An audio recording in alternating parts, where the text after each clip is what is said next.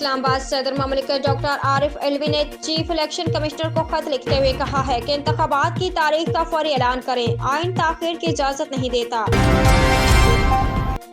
Dubai دنیا بھر کے لوگوں کے لیے ایک پرکشش ملک کا درجہ رکھتا ہے، اب یہاں مہنگا ترین فلیٹ فروخت ہونے کا ریکارڈ قائم ہوا ہے۔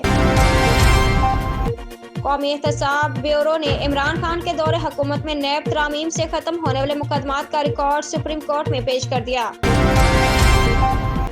اسلام آباد IMF نے وزارت پیٹرولیم کا گیس کے شعبہ کے سرکلر ڈیٹ مینجمنٹ پلان مسترد کرتے ہوئے گیس صارفین کے لیے رعایتی سبسڈی ختم کرنے کا مطالبہ کر دیا۔